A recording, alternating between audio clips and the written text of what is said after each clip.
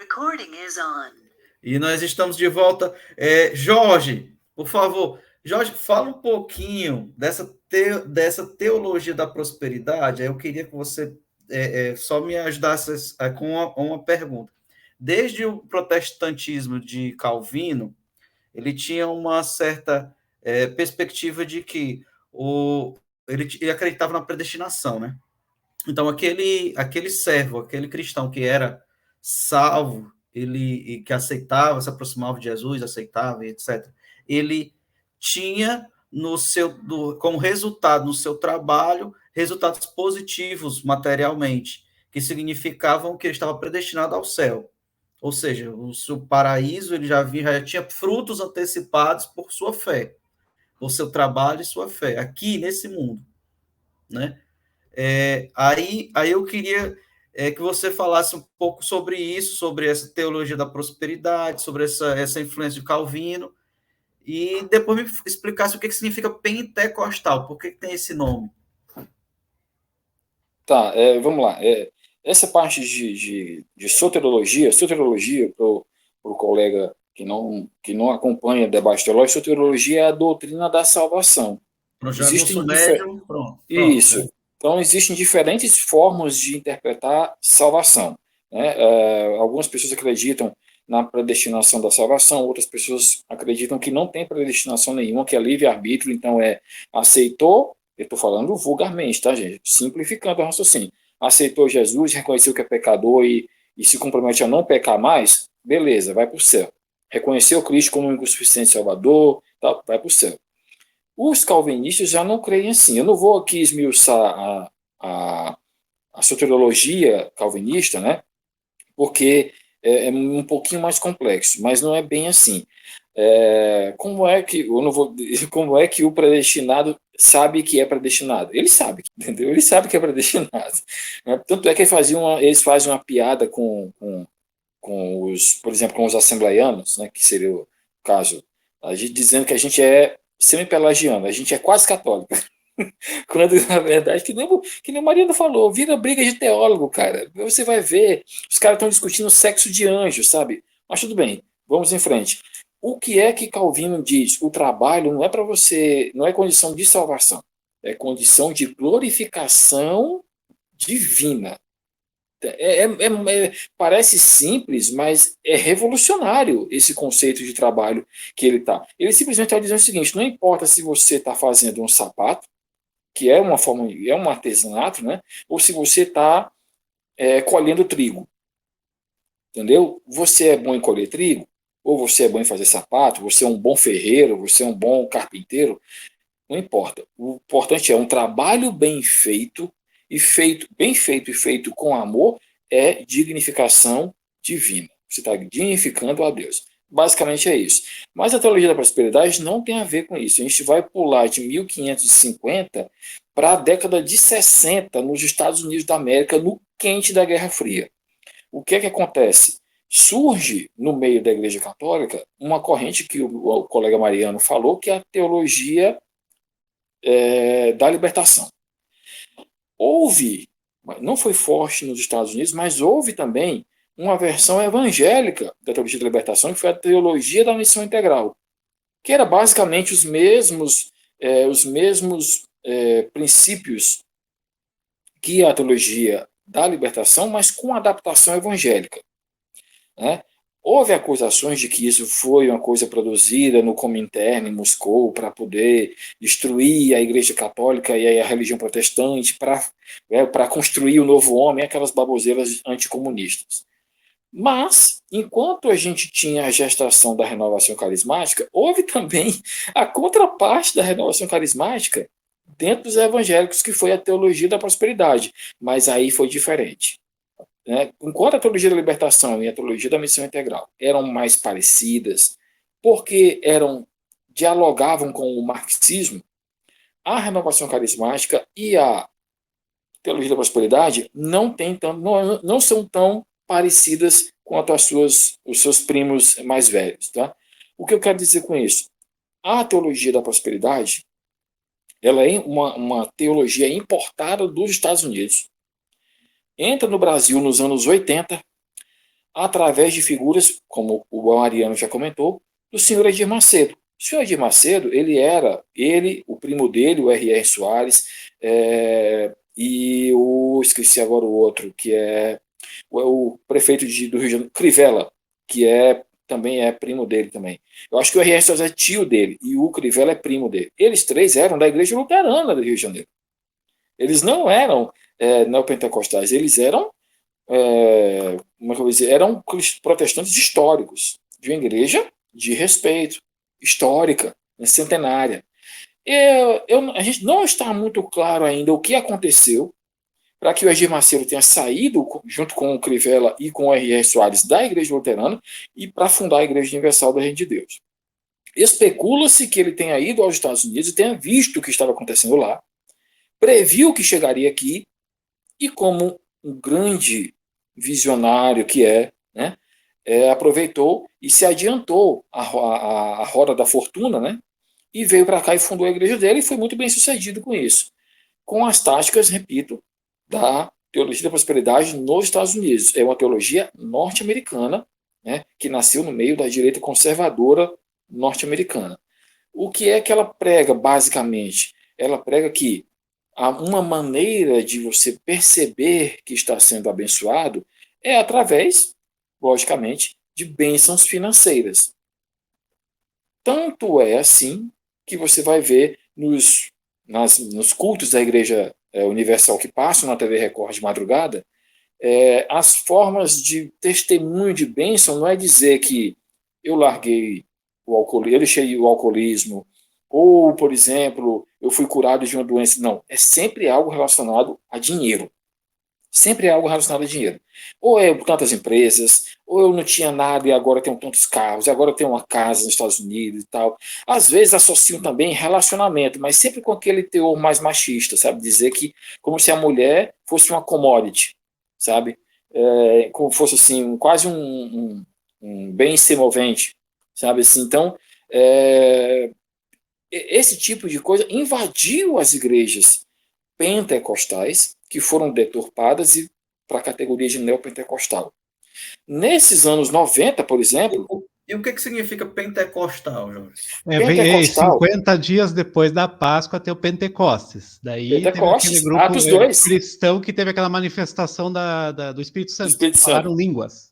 Está escrito no Novo Testamento, daí esse é o pentecostal. Né? Aquilo ali foi o início da igreja cristã. O início da igreja. Agora eu entendi. Pentecostes. Exato. E daí é o Espírito Santo, né? Espírito Santo é pneumatologia, daí a teologia estuda e tal. Então a doutrina do Espírito Santo. Daí, né? Então... Aí dentro do movimento protestante vai ter uma cisão do movimento protestante, não estou falando dos católicos. Do protestantismo vai ter uma cisão porque alguns reformadores pensarão que esse pentecostalismo é uma coisa como é que eu vou dizer, de entusiasmo mesmo, de se encher de entusiasmo para pregar o evangelho e conversão de almas perdidas.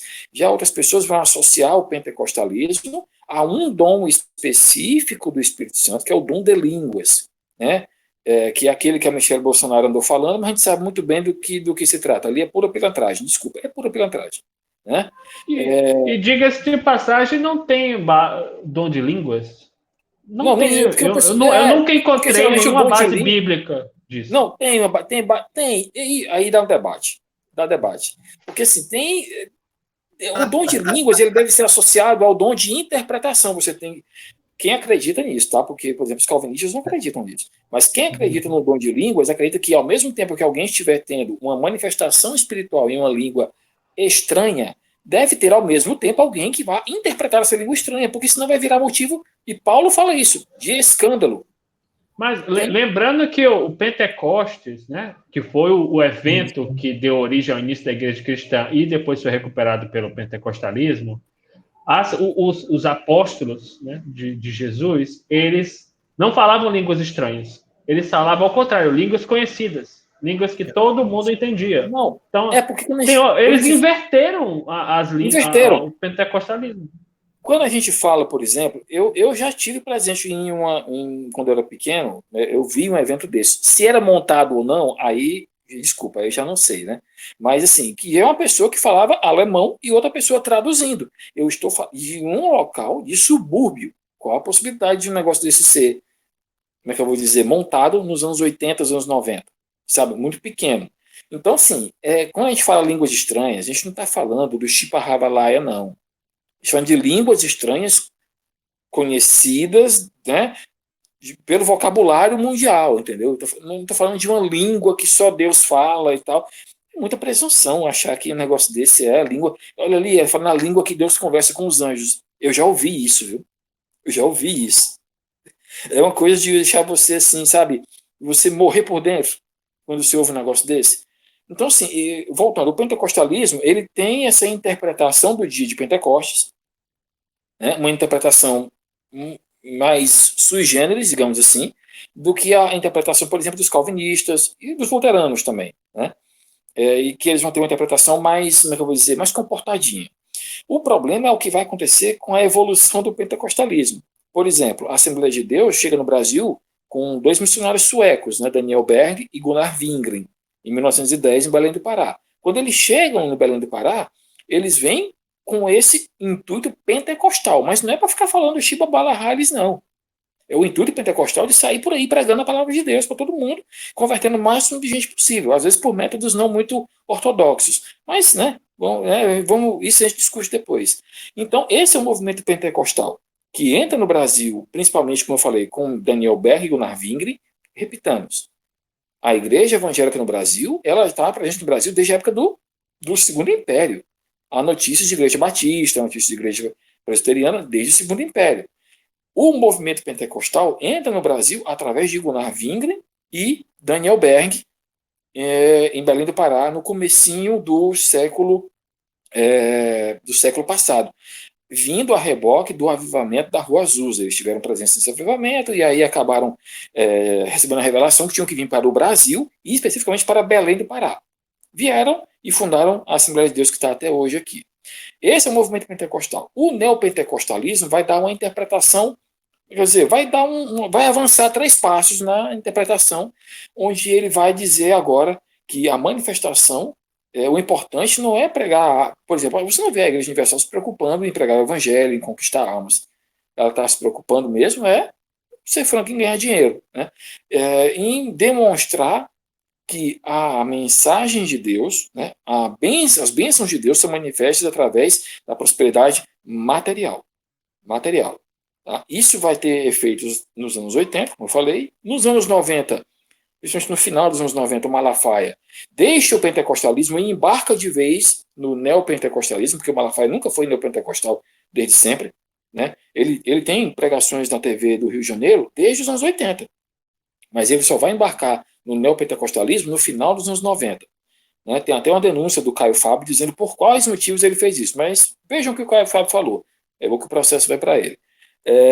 E aí, nos anos 2000, aí o negócio explode de vez. Sabe? Vira essa coisa que a gente vê de cada esquina, cada bairro. É que virou um televangelismo, né? Na televisão, as pregações. Sim, então eles compravam hora na televisão e... Ele nasce nos Estados Unidos através do Bernard Johnson, principalmente do Bernard Johnson, através do televangelismo que começa nos Estados Unidos nos anos 60. Aqui isso só vai chegar nos anos 80. Vai embora. Isso. E aí, quando chega nos anos 2000, a gente tem a explosão, né?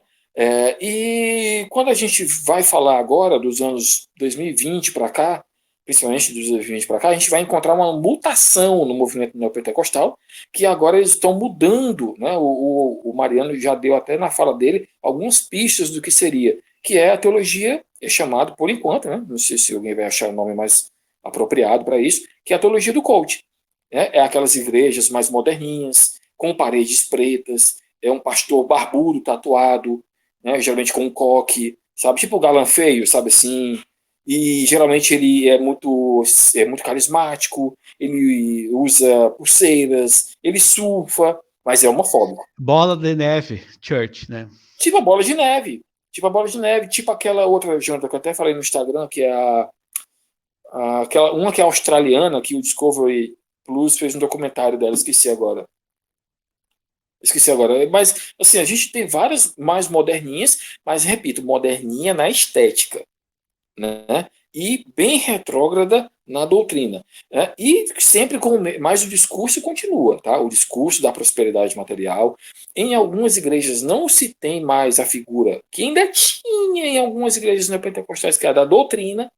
Existia um dia só para cultos de doutrina, desapareceu. Agora o pastor fica desmotivando a dizer que você vai ser um vencedor, sabe? O seu único inimigo é você mesmo. Amanhã você vai beber gelado. Você falou, não?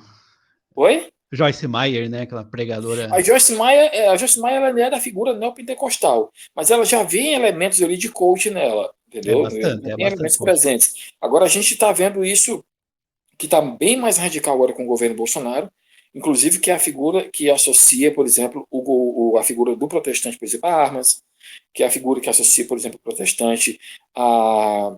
Como, por exemplo, eu vou falar agora, vai ter agora algumas reuniões de uma igreja histórica, a igreja presbiteriana. O concílio vai se reunir para dizer que quem é de esquerda não... Basicamente, eles vão expulsar quem é de esquerda da igreja presbiteriana, que é uma igreja histórica. Não é uma igreja normalmente, não é uma pentecostal, não é pentecostal. Imagine como vai ser esse tipo de coisa e em que termos vão se dar isso em igrejas neopentecostais e que adotam teologia coach. E o mais interessante elas têm uma visão de mundo chamada de teologia total, que é aquela teologia que acredita que as regras sociais devem ser, e inclusive de direito também, devem ser dadas pela Bíblia. Então não tem mais Constituição, sabe? Não tem mais... Passando por cima da lei, que nem aconteceu da menina lá do estupro, foi violentada, e mais uma vez violentada porque não podia doar a criança, né? Então ela não poderia fazer nada. Né? Exato. Então, assim, esse tipo de coisa vai avançando, né? Agora eles estão com esse tipo de divisão com relação ao Estado, possivelmente vão perder as eleições e com isso o foco vai mudar, mas o que a gente tem que lembrar é o seguinte: essas pessoas, viu, Mariana, viu, Pedro, viu, Jonathan, essas instituições têm imunidade tributária, mas querem se meter no Estado. Uma hora, a sociedade vai ter que discutir a imunidade tributária dessas figuras.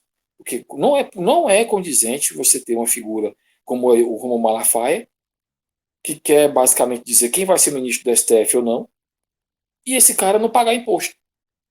Tem uma associação, onde ele fica se escondendo atrás dessa associação. Você não pode fazer descontinuidade da personalidade jurídica, porque ele vai dizer que estão perseguindo ele religiosamente. Sabe?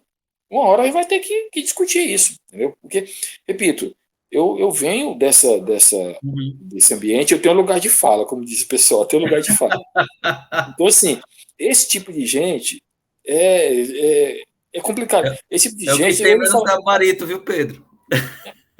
Macho, eu fico olhando para essas coisas e fico triste, sabe por quê? Porque, mais uma vez, o que o Mariano falou, o que o Pedro falou e que o Max Weber percebeu é verdade, cara. A evolução e a radicalização do pensamento protestante vai acabar com o protestantismo. Ô, Jorge, deixa eu te perguntar aí, já que a gente está nesse, sobre fundamentalismo adventista, essa forma de pensamento, essa teologia que é abarcada por alguns grupos que originaram a KKK, né, nos Estados Unidos, e que algumas pessoas, alguns evangélicos no Brasil começam a paquerar com ela. Inclusive, tivemos uma rifa de uma arma no Brasil, só para abrir um parênteses, teve um movimento chamado integralismo, também tinha essa coisa meio fascista, sabe? Então eles também conversavam com o antissemitismo, o nazismo um pouquinho. Sim. Então tinha uma coisa já no passado, lá na época do Getúlio Vargas, no Brasil católica, parecido com essa coisa meio extremista da direita, né? Bem extremista, né? Inclusive. A gente olha para esses movimentos de extrema direita no Brasil. Não, mas eu tô falando da teologia ligada mesmo dentro do pensamento. Sim. Eu vou dar nome aos bois, viu, Mariano e Pedro? Vou dar nome aos bois. Existe um doutrinador no sentido de doutrinar mesmo. Ele é um pastor presbiteriano bastante conhecido no meio evangélico, não é só presbiteriano não, que é o Augusto Nicodemos. O Augusto Nicodemos, ele vai em várias palestras e fala que o cristão tem que se armar sim. Sabe? Então, assim, Foi meu professor no curso de teologia aqui. Pronto, eu repito, é um cara preparado, mas, repito, eu perdi toda a simpatia que eu tinha por ele. Depois que eu vi essas posturas dele, por exemplo, quando eu vi ele no programa, aquele programa do Heber Cocarelli, que eu esqueci agora o nome do programa. Vejam Só. Vejam Só, onde ele defende nesse programa a postura da Igreja Cristã da África do Sul em apoiar o apartheid. Eu veja bem, sabe? É o senhor veja bem. Não, mas veja bem, você tem que entender que tínhamos que defender a pureza da doutrina. E se nós não tivesse o apartheid, a doutrina cristã ia fazer. Ele tipo estava querendo dizer que os holandeses na África tinham que fazer aquela merda porque tinha que proteger a Bíblia do sincretismo. Sabe? Tipo assim, o sincretismo é mais forte do que a mensagem. Eu fico pensando que, olha a audácia de uma criatura de dizer que a igreja tem que proteger a Bíblia dela mesma. Sabe? Então, assim, ele fala também por que é que ele veja bem. Bem isso, bem isso. Veja bem. Deus deve ser uma criatura bastante fraca para precisar do Malafaia para proteger ele. Né? Mas ele fala, não, veja bem, a igreja presbiteriana apoiou a ditadura de 64 porque o perigo do comunismo sempre tem um veja bem.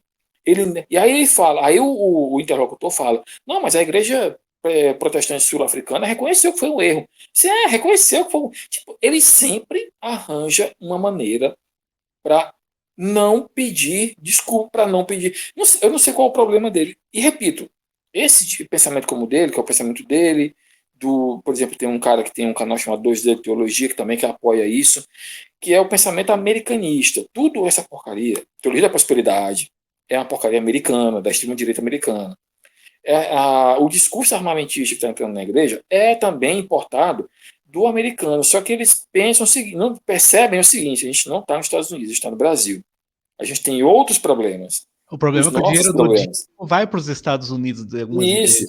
O processo de construção da identidade americana é diferente do processo de construção da identidade brasileira. Sabe? Parece que está na quinta emenda, se não me engano, da Constituição Americana, o direito de ter armas. Mas era porque o colono tinha que ter arma, porque eles estavam com medo de serem recolonizados pela Inglaterra. E como não havia um exército americano na época, a solução era cada colono monta a sua milícia mesmo, monta a sua milícia para se proteger de uma eventual tentativa de recolonização do exército inglês. Mas não, eles acham que daí vem a ligação de arma com liberdade. Mas aí vem o Bolsonaro e fala que a liberdade é mais importante que a nossa vida, espancando, inclusive, Jonathan, o direito romano, que fala que a vida é o bem mais importante, bem jurídico mais importante, mais do que a liberdade. Mas ele diz que não. A liberdade é mais importante que a nossa vida. Não, mas a liberdade que o Bolsonaro defende é a liberdade do grupo político dele oprimir todo mundo que pensa o contrário. Essa é a liberdade. Não é a liberdade de fato. Né, do liberalismo. O que eu estou querendo dizer é o seguinte, a igreja evangélica abraçou e se agarrou, deu beijo de língua publicamente com este tipo de discurso. Olha o que se transformou, Mariana e Pedro, a Marcha para Jesus.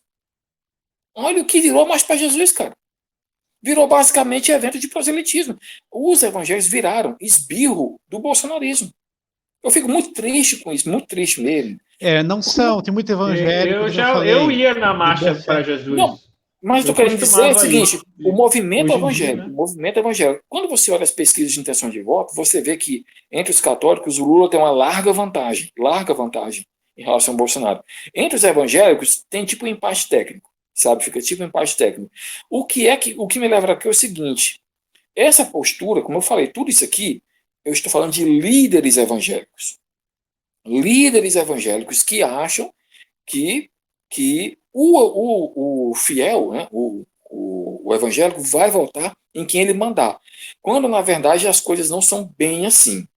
Não são bem assim. Então, o que me entristece é de ver, por exemplo, vou dar um exemplo aqui, pessoal, Mariana e Pedro. O meu pai faleceu na pobreza, cara. Ele era pastor evangélico. Ele não tinha nenhuma casa, cara. Sabe? Faleceu com conta de água e luz pendente.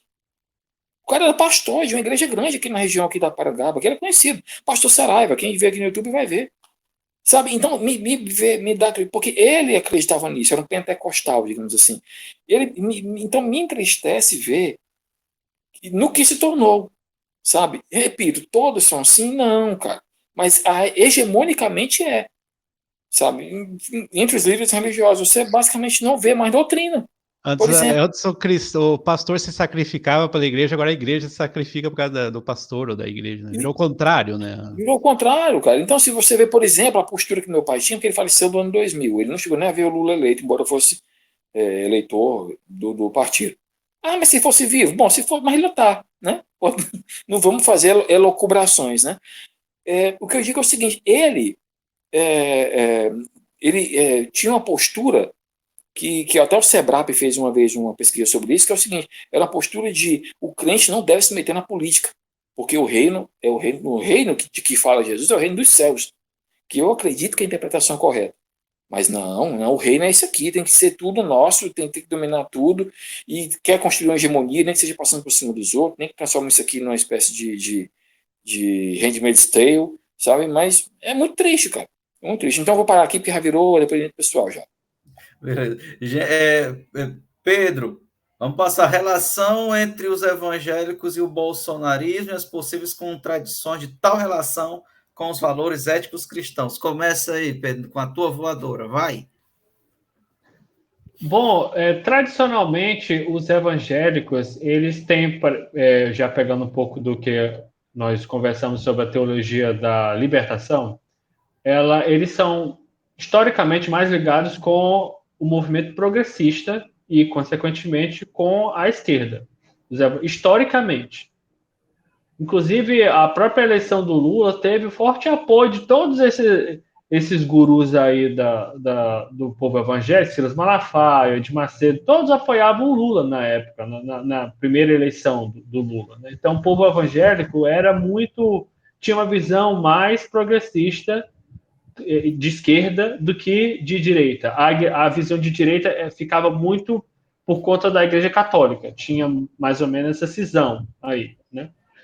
Acontece que no meio do mandato do Lula, do governo do Lula, dos 13, 14 anos do PT, houve uma reversão desse cenário, principalmente com o PT como partido de esquerda que, digamos assim, era uma liderança que assumia ali um protagonismo maior, né, mais acentuado entre os partidos de esquerda. Ele se vinculou às pautas identitárias e principalmente com os direitos dos gays, né, LGBTs. Então, toda essa questão, direito ao aborto, então, essas questões ali, todas causaram uma antipatia do povo evangélico com o PT. E isso foi se agravando e o PT meio que não soube lidar muito com isso, acabou não trabalhando essa questão e os líderes religiosos que antes eram mais ligados ao PT, acabaram se tornando oposição. E eu vi isso acontecendo aos poucos. Eu costumava assistir programas do Silas Malafaia, do R.R. Soares, então, e eu via, por exemplo, pouco a pouco o Silas Malafaia ficando cada vez mais reacionário. Eu vi isso acontecer. Né? Primeiro, esse bandeando para o lado do PSDB, começando a fazer campanha por Serra abertamente, assim, participando de horário político e tudo, inclusive foi desde essa época que eu deixei de acompanhar, né, ele, né, os programas dele, e até a radicalização máxima, que é quando ele se vinculou com o bolsonarismo, né, e pegando um pouco de influência do que há de pior no conservadorismo cristão americano, né, então pegando todo aquela coisa homofóbica, racista, elitista, aquele obscurantismo religioso de contestação até das leis, contestação da ciência, contestação.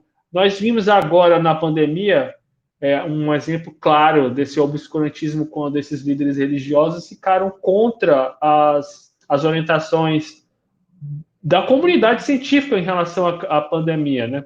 Distanciamento social, uso de máscara, questão das vacinas, né? Nós vimos um negacionismo científico forte, inclusive por conta desses líderes religiosos ali, de Macedo, o Silas Malafaia e companhia, né? Então, tudo isso com uma forte relação com o bolsonarismo. Então, foi meio que eu diria, uma corrupção assim do pensamento hegemônico, né? Não de todos, né? Mas, digamos assim, aquele que tem mais expressão.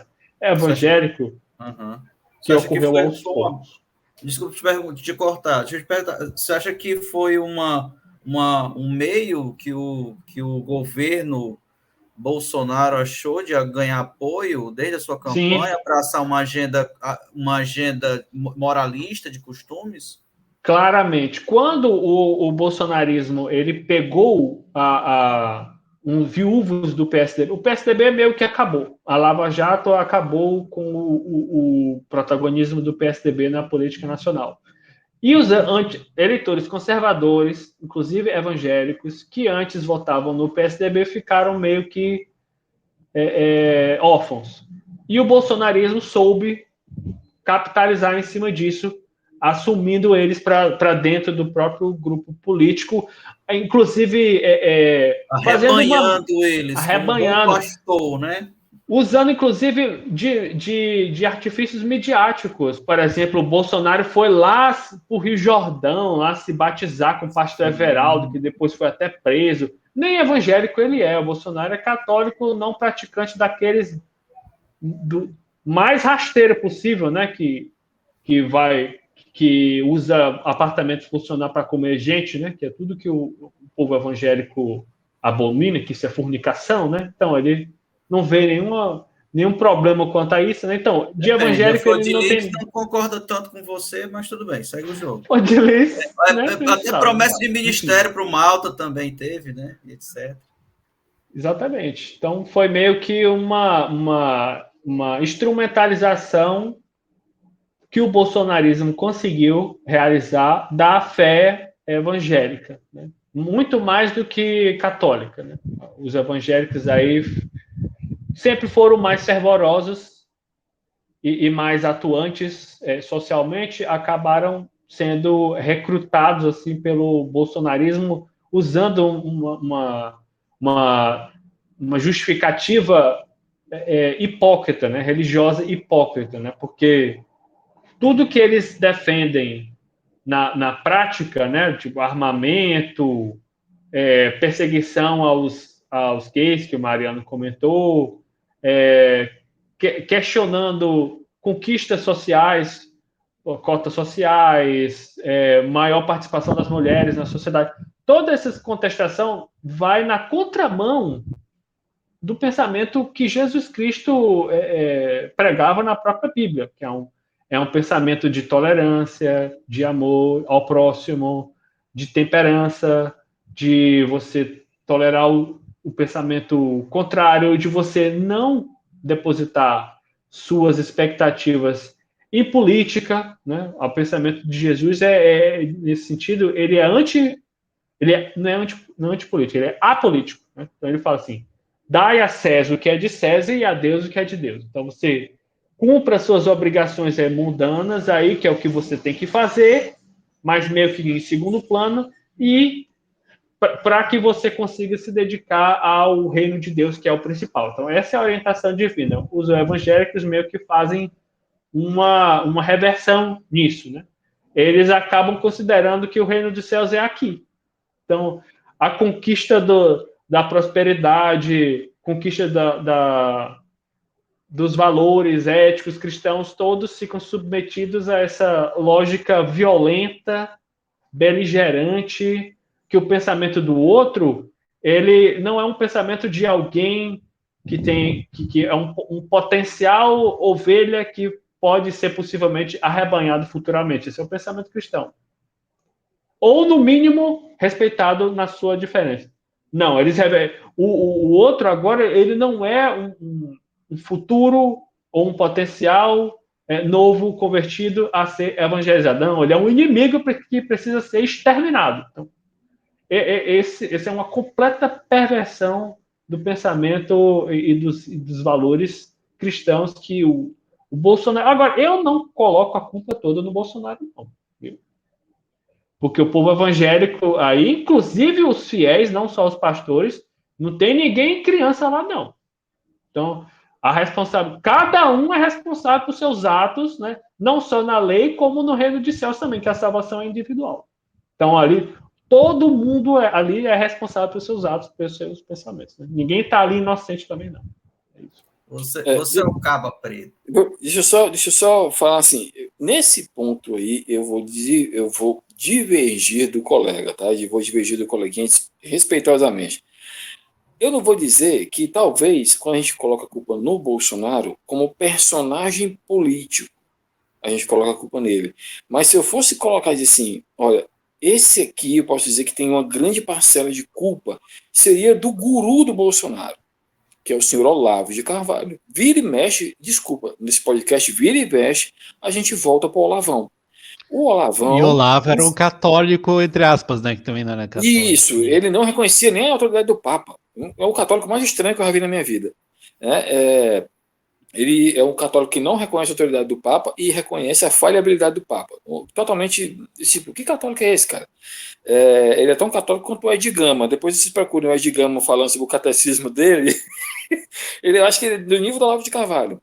E o Olavo de Carvalho foi que importou, principalmente na fase católica, porque depois que ele virou, agora não sei se foi islâmico ou depois foi astrólogo, aí depois foi católico. Ele era astrólogo, aí se converteu para o islamismo e depois se converteu para o catolicismo. Isso, pesquisem o Olavo dizendo como é que ele foi expulso da Tarica, lá da Tarica que ele foi, ele fez uma esculhambação, Olavo de Carvalho, nível Olavo de Carvalho. E o Olavo foi que trouxe essa porcaria para o Brasil, com o Jardim das Aflições, com aquela trilogia que ele vive dizendo que é a obra-prima dele, né? Tomem o omeprazol e leiam. Tem que ler Olavo de Carvalho para depois não ficar falando o que ele não falou. Mas quem traz isso para o Brasil, essa desconstrução da identidade religiosa no Brasil, foi o Olavo, o que é bastante irônico, como o Mariana apontou, porque olha o que é que o Olavo falava dos protestantes. Olha o que é, ele falava direto, que esculhambando os protestantes. E sabe quem foi que trouxe o Olavo de Carvalho para a televisão? Além do seu Pedro Bial, o Pedro Bial trouxe uma época lá atrás, mas quem trouxe de vera mesmo e penetrou o Olavo de Carvalho no movimento evangélico foi o seu Silas Malafaia. Silas Malafaia pegava as colunas do Globo, que o Olavo de Carvalho escrevia no jornal Globo, pegava as colunas dele, falando, por exemplo, contra identidade de gênero, marxismo cultural, ninguém nunca... Era o combate contra os comunistas, Foro de São Paulo e o gaysismo. É uns 3, 4 temas. Sim, tudo isso. Ele já vinha falando sobre isso desde 93, 94, ele vinha falando sobre isso, inclusive dentro da Escola Superior de Guerra do Exército. Mas quem coloca isso dentro do movimento evangélico é o seu Silas Malafaia. Essa é a culpa do seu Olavo de Carvalho e do seu Silas Malafaia, que colocou isso dentro do movimento. Depois o negócio tomou uma proporção tão grande que eu vou dizer, tem familiar meu que está matriculado em curso de Olavete falando contra o feminismo. Olavete crente. Olha, Mariana, olha o nível, né? Como diz o ministro Mendes, aí grossa em confusão, tem uma grossa confusão aqui. O curso do Olavo era, acho que era 400 ou não sei quantos reais e tinha 10 mil alunos, 100 mil alunos, né? 200 mil alunos. Eu lembro do Outspeak, que era uma coisa imensa, ele falava para um monte de gente. Então, assim, colocar o Olavo de Carvalho e dizer que só pelo fato dele ter morrido e por ele ser uma figura excêntrica, querer negar a sua influência, é pedir para dar murro na água. O Olavo foi muito importante, embora seja uma pessoa desprezível, intelectualmente despreparada, mas ele sabia muito bem como manipular as pessoas usando o conceito de seita. Então, assim, quem colocou o discurso de arma, esse lixo da direita, extrema-direita norte-americana, no movimento evangélico foi o seu Olavo de Carvalho agarrado com a mãozinha do Silas Malafaia. Entendeu? Então, repito, o Bolsonaro é apenas o sintoma de uma grave doença. Mas alguém eu tenho que colocar isso na cara de alguém. Então, ele é o sintoma de uma grave doença. O movimento evangélico está passando por uma transformação e depois dela, eu nem sei se vai ser ainda o mesmo. Valeu, Jorge. Ô, Mariano, por favor, vamos para as suas considerações finais. Vamos começar aqui, porque a gente já está quase estourando o tempo. Estamos terminando. Terminando. Pisca, né? O que precisa, assim, né? O governante tem que pensar no povo. Quando o governante vai contra o povo, contra o pobre, contra os direitos sociais, contra as minorias, contra conquistas sociais, é um governante ruim, independente se é Bolsonaro ou se é outro aí, né? Então, o governante contra o povo, ou contra a Constituição, contra a lei, contra o STF, que é o nosso poder judiciário, né? O poder judiciário é um órgão, muda os ministros, então, mas o STF tem que existir. Vamos acabar com o STF, isso aí é ditadura, né? Então, o governo já estava beirando a ditadura com essa coisa de fechar o STF, essas bandeiras, né?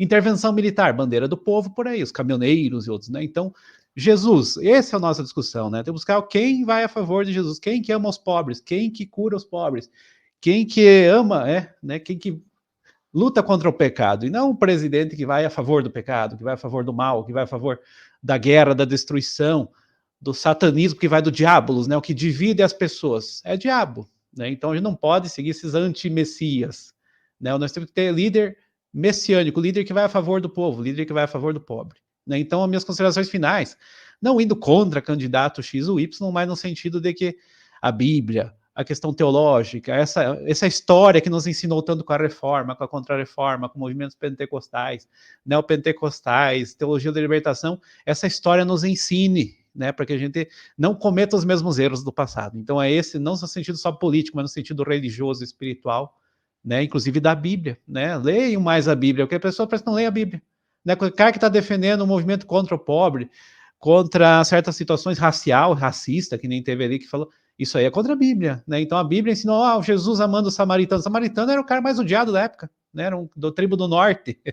Né? O samaritano seria hoje o comunista, o samaritano seria o gay, que nós temos que amar, temos que abraçar como cristão e não perseguir gay. Nós temos que trazer para a igreja, trazer para o cristianismo, trazer as diferenças, as desigualdades, os movimentos sociais, as feministas, tudo isso tem que ser trazido para o cristianismo, né? A teologia da libertação tentou fazer um pouco, anglicanos, que nem eu falei, um amigo meu aí que tenta trazer um pouco, então tem que trazer, e de pregar evangelho para todos, para os que não são cristãos. Cristão que já é cristão, né? Vai ser o que? Fariseu, agora vai perseguir outros, né? Então tudo que Jesus falou contra, parece que as pessoas estão repetindo, né? Novo farisaísmo, né? Os fariseus hoje que perseguem pessoas que são né? Doutores da lei, né? A gente não vê doutor nenhum, os caras querem defender a nossa goela abaixo, essa teologia. Isso é tudo uma bobagem, a teologia nossa é de amor, é de fé, de salvação sustentável, né? Só em Jesus, não precisa mais nada, né? Então não precisa tudo essa coisa de perseguição contra gay, esse ódio, né? Temos que acabar com esse ódio. Então, quando a gente não acabar com esse ódio, o governante que defende ódio, o pessoal, já vamos mudar, né? Seja presidente, vereador, deputado estadual, deputado federal, né? Então não é só questão de Bolsonaro ou de um outro personagem aí que tá, é a questão de que ele fala, o que ele pensa, né? Essa filosofia por trás, essa ideologia por trás, porque Deus, Pátria e Família é um lema fascista, pessoal. Mussolini tinha uma bandeira com Deus, Pátria e Família. Mussolini, né? Então a gente não pode repetir essa história de volta, né? Senão nós não vamos ter campo de concentração contra comunista. Foro de São Paulo, vão tocar fogo lá, que nem fizeram lá no nazismo, tocaram fogo lá para acusar comunistas que nem existiam. Mamadeira de piroca, fake news, não existiu isso em escola nenhuma. Quem frequenta escola não viu nenhum livro desse. Isso é uma bobagem, um caso isolado, de certo, que algum gay, alguém fez lá uma campanha, mas não existe, né? São coisas assim que estão defendendo aí umas bobagens, cheio de fake news, e agora para frente, né, pessoal, vai encher disso, pode esperar os próximos meses, hein? Antes das eleições vai chover, condenando o Lula, que Lula bebia, que Lula é comunista, que Lula tem o pai de santo lá, né, o preto velho na mão, lá da Umbanda, Quimbanda. Então isso vai virar uma moda agora para frente em qualquer candidato, né? Não só Lula, Bolsonaro, mas nos deputados vai chover esse tipo de chantagem. Isso é muito puxado dos Estados Unidos, que lá a chantagem sexual, a TV amante, derruba um candidato lá nos Estados Unidos. Aqui está virando igual, nós estamos imitando essa bobagem. Nós precisamos dos melhores governos para nós, né, pessoal? Né? Então, quando a gente pensa em cristianismo, reforma, Lutero, Melânico, né? É isso aí. Mas valeu, pessoal. Até a próxima aí. Participamos de mais. Podcast Valeu, chamarem. Vai, Pedro, suas considerações finais, pouquíssimo tempo, senão vai terminar aqui a nossa gravação. Manda. Bom, então, para ser breve, eu queria agradecer aos meus amigos, né, o Jorge Mariano, o Jonathan, por mais essa conversa maravilhosa, super instrutiva, informativa, que eu aprendo muito sempre com vocês. E queria, então, deixar uma mensagem para o público, né, principalmente aos evangélicos, né, que, no meu ponto de vista, humildemente, né, eu considero que o povo evangélico tem que voltar para as origens, né? Ele tem que se voltar para a Bíblia e para a mensagem que Jesus Cristo deixou na Bíblia. E se meter menos em política e mais em Jesus, tal como ele deixou registrado na Bíblia. Essa é a mensagem que eu humildemente sugiro, né, para os evangélicos. É isso. Valeu, Pedro. Jorge, suas considerações aí. Eu faço o Pedro parece que adivinhou, eu ia falar exatamente isso. Faço minhas palavras do Pedro. Né? Fazer que nem o Michel Temer, que acusam o coitado de ser satanista. Nem sei se é, mas tudo bem. Deus falou pela boca do jumento, não tem problema nenhum falar pela boca do Michel Temer. Né? O Michel Temer fala, o que é que diz o livrinho? Só que o livrinho que o Michel Temer fala é a Constituição, né? Eu falo, no caso, o livrinho que o Mariano mostrou. Esse livro tão importante. O que é que fala o livrinho? O que é que o livrinho fala? Né? Então, tem que voltar para a casinha 0, voltar de novo, entendeu? Para a massinha 1 do cristianismo, ver o que é que significa companheiro. Tem que fazer tudo de novo. Do jeito que está, não vai dar bom. É isso, João. Valeu, garoto. Queria deixar só as indicações, vocês falando. Assistam o filme Dois Papas, que mostra na Igreja Católica o pensamento conservador de uma figura e o pensamento progressista, né? Então temos esse diálogos muito interessantes nesse filme. E queria deixar também a indicação para você que está nos vendo, que está nos ouvindo, toda sexta-feira no Instagram do IagoraCast, @IagoraCast, nós estamos conversando, e agora Cast comenta, Pedro Fontinelli, professor de filosofia, Jorge Luiz Saraiva, aí, nosso comentarista, aí, estudante de economia, e falando sobre os acontecimentos políticos da semana. Mariano Soutis, você está convidado para estar com a gente amanhã, final da tarde, no Instagram, conversando sobre alguns temas, certo? Esse foi o AgoraCast, obrigado pela sua audiência, por estar com a gente até agora, e nos sigam nas redes sociais, e um grande abraço, até a próxima. Valeu, tchau, pessoal. Valeu, gente. Tchau, valeu. Tchau.